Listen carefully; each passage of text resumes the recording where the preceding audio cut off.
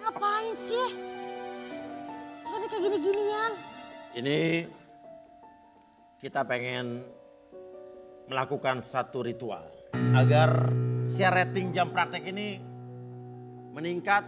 Mau pakai apa kayak gini-gini? Ini ada telur rebus, Heeh. kopi. Emang ada zaman sekarang kayak begini-begini? Nggak tahu dia. Ngapain ini? Ini cincin banyak banget ngapain? Tahu nggak nih siapa? Nah, buat apa itu? Ini pakai begini identik dengan apa? Dukun. Otman Paris. Bukan kayak Tesi. Nih kalau nggak percaya nih, ada dukun ya katanya udah Mana? tobat. Tapi gue nggak percaya dia udah tobat. Ini dukun viral banget. Langsung saja kita panggil. Yang kata udah tobat tapi gue nggak percaya. Ria Puspita. Telepon kamit mulut dukun baca mantra dengan segelas air putih lalu pasien disembur.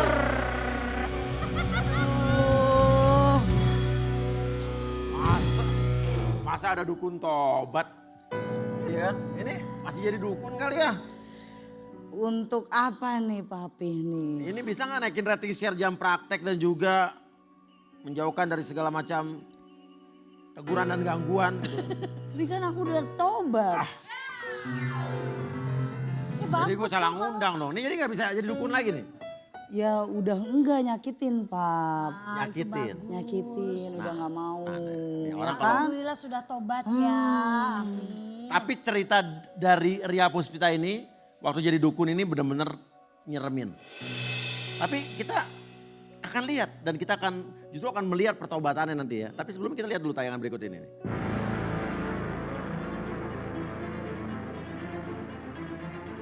Dialah Ria Puspita, seorang praktisi gaib sekaligus mantan seorang dukun santet. Berawal dari rasa dendamnya terhadap sang ibunda, Ria secara gelap mata memutuskan dirinya untuk masuk ke dalam jalan hitam yang terlarang. Ritual, mantra, persembahan, hingga bersepakat dengan jin ia jalani demi memburu ambisi. Namun rupanya Tuhan memiliki skenario tersendiri. Ria yang masih berkubang dalam praktek-praktek perdukunan seketika menemukan cahaya yang menuntunnya pada titik balik pertaubatan.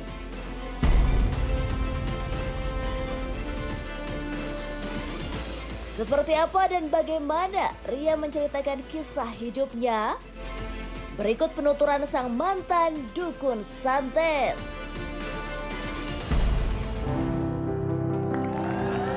Ria Puspita. Sebelum kita ngobrol-ngobrol soal bagaimana yang menyeramkan saat kamu jadi dukun, saya mau tanya, ini sebetulnya awal mula jadi dukun santet itu sebetulnya apa tadi? Kan kita dengerin tadi video tadi karena ibu kamu, sebetulnya apa sih, gimana ceritanya? Aduh, cerita yang itu nih. Ya, singkat ceritanya apa? Sebenarnya memang konfliknya itu kan saat itu belum broken home yang belum ada yang namanya perceraian. Tapi setelah kejadian itu kan memang hancur banget ke rumah. Di rumah tuh hancur keadaannya. Apa? Maksudnya? Mama sama papa pisah, Oke. dalam keadaan papa stroke, mama ninggalin. Aku yang harus ngurusin papaku dalam keadaan sakit. Itu makin memicu lagi gimana caranya balas dendam itu. Anak kan gak bisa ngobrol, gak bisa ngomong, gak bisa minta. Saat itu udah sibuk dengan urusan mereka masing-masing. Kita bercerita dengan guru, ternyata guru ini salah. Bukan tempat kita cari perdamaian, malah dikasih satu pilihan yang mau gak balas dendam tanpa menyentuh Balas dendam untuk ngelakuin ke ke orang tua saya. ibu kamu? Iya. Yang ninggalin papa kamu? Iya. Jadi dengan laki-laki lain? Iya, Kamu belajar sama orang ini akhirnya? Terus kamu punya ilmu itu terus kamu lakukan ke ibu kamu gak? coba untuk lakuin. Tapi setiap ngeliat foto mama, aku gak setega itu, gak kuat. Akhirnya kamu tidak lakukan itu ke Enggak, ibu kamu? akhirnya balas dendamnya setiap orang datang minta tolong, baru itu aku lampiasin. Aku tumpahin semua ke orang lain. Bukan ke mamaku. Saja ya. Nih pertanyaannya, yang kita tahu kan ada santet, pelet, teluh, gitu ya. Guna-guna, Guna-guna, banyak ya. Kalau banyak. Ria ini apa dulu? Santet, teluh, guna-guna, pelet, sugih. Ini jadi dukun nggak mungkin gratisan kan? Gak ada dukun pro bono kan? Yang kayak pengacara kan. Gratis, Kalau gratis, gratis, kalau gratis. nolong orang gitu. Oh. Gak ada dukun pro bono ya? Enggak, bervariasi sih tergantung permintaan si kliennya ini. Kalau dia mintanya diteluh, itu bisa di under. Mahal juga ya. Kalau guna-guna lebih murah, guna-guna itu nggak bisa kurang, nggak bisa naik, udah segitu aja. Tapi kalau teluh tergantung orang yang datang, kadang. Tapi kalau udah rananya kesantet di atas. Efek yang terjadi saat lo mengguna-guna orang, meneluh orang, setelah lo berhubungan dengan dunia gaib, ada hubungannya sama lo gak? Efeknya, efek negatifnya. Kalau untuk efek negatif awal-awal mulai hijrah istiqomah banyak banget Pap. Sekujur badan rasanya panas, terus selama sekian bulan itu di atas kepala 1 jengkal kayak ada pusaran api. Yang saya rasakan cuma panas, sakit, panas, sakit, panas, sakit. Dan yang nolong saya pure semuanya itu almarhum papa saya. Yang benar-benar ngebantuin aku kalau ya tobat itu indah, berbuat baik itu enak. Tapi saat itu aku masih tidak mau yang namanya tobatan nasuha. Sampai akhirnya kejadian malam itu aku setengah sadar tidur atau ya tidur ayam lah kalau kita bilang. Tiba-tiba aku denger kayak sabetan geluduk tapi nyabet gitu. Ke badan gitu. Iya, begitu. bunyinya kenceng banget dan terus ada gema di telinga aku. Manrobuka, baru aku bangun. Aku bangun. Siapa? Ada suaranya gitu? Iya, Manrobuka, siapa Tuhanmu. Aku langsung bangun, aku cari papa. Aku cari papa di mana, ternyata papa lagi sholat di belakang kan. Itu aku jelasin terus aku bilang, aku minta tobat Pak. Aku mau tobat, bantuin aku. Dari 5 kali aku ngucap syahadat, itu sama sekali gak bisa semua. Kenapa? Belibet ngomongnya? Sakit di tenggorokan, lidahku panas, terus mau keluar asyah. Gak bisa, terus aku nangis, aku bilang kalau emang aku gak bisa tobat lagi aku mau. Lanjut lagi, ade bisa. Akhirnya yang ke-6 aku baru bisa. Bapak lo tahu lo dukun? Papa tahu dan gak berani ngomong apa-apa karena Kenapa nggak? Kenapa? Bapak tahu kamu dukun gimana ceritanya? aku ke gap 2 kali bawa di tasku itu boneka voodoo. Kita kan orang Cirebon asli, kita orang Sunda asli. Kita sudah terbiasa yang namanya puasa gitu lain-lain. Dia gak curiga dan dia percaya banget kalau anaknya tetap jadi anak yang baik buat dia.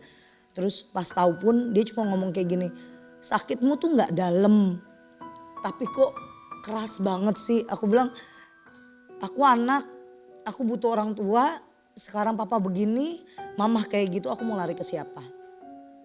Siapapun yang nyakitin papa sama aku, sampai di dalam tanah pun yang bakalan aku cari.